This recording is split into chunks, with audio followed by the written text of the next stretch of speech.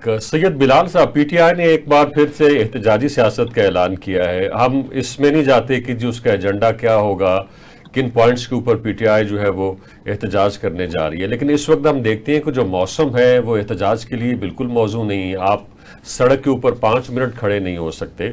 तो इस तरह के हॉस्टाइल मौसम के अंदर पीटीआई किस तरह से एहतजाज कर पाएगी, जबकि हमने देखा है कि माजी में उसने जो एहतजाज किए हैं लोग उस तरह से नहीं निकले हैं, ख़ास तौर पे 9 मई के बाद।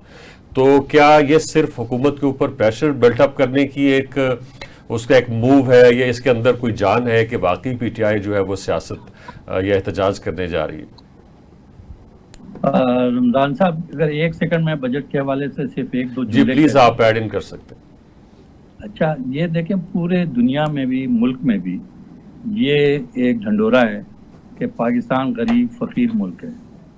अगर आप पाकिस्तान के बजट डेफिसिट को देखेंगे और इसका 5 साल का भी तज्जिया निकालेंगे तो ये 6.5 से 7.12 तक है, यानी ये डेफिसिट है हमारा बजट डेफिसिट। उसमें से 6.5 और 7 के दरमियान ये रीपेमेंट है। 0.5 to 0.7% जो है ना, ये हमारा जो डेवलपमेंट का डेफिसिट है वो सिर्फ 0.5 to 0.7 है, जो हम इंटरनल रिसोर्सेज से पूरे कर रहे हैं। यानी हम 99% अपना डेवलपमेंट का काम अपने रिसोर्सेज से कर रहे हैं। तो बहुत छोटा सा गैप है और ये सिर्फ टैक्स रिकवरी से मेरा ख्याल है दूर हो सकता है। तो ये छोटी सी बात मैं कह रहा हूँ कि हमारा जो अगर हम लोन ना लिया होता पहले बेतहाशा, तो शायद ये सिचुएशन ना होती। आप ये डेटा देख लें, आप डेटा देखेंगे तो आप हैरान हो जाएंगे कि डेटा हमें क्या बता रहा है कि रीपेमेंट से हम बच जाएं तो फिर हमारी सिचुएशन ही डिफरेंट हो जाएगी। ठीक है। अच्छा, दूसरी बात जो आपने की, ये तो बहुत ही इम्पोर्टेंट इशू है।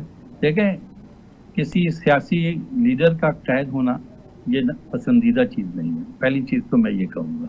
दूसरी बात ये मैं कहूँगा, एहतजाज करना पॉलिटिकल पार्टीज़ का राइट है, लेकिन मैं सिर्फ पीटीआई के हवाले से ये कहूँगा कि पिछले कई साल से, कम से कम 2-2.5 साल से जो प्रोटेस्ट का पैटर्न आ रहा है वो मेरा ख्याल है कि बहुत ही अजीब सा बन गया है। और अब इस वक्त जो सिचुएशन है, मैं उसके हवाले से ये कह सकता हूँ, पीटीआई जो पंजा आजमाई इस्टेब्लिशमेंट या मिलिट्री इस्टेब्लिशमेंट से कर रही है, मेरा ख्याल है कि ये मुनासिब मुझे नहीं लग रहा है। इसके अच्छे नताइज के एतबार से ये बहुत ख़तरनाक होंगे।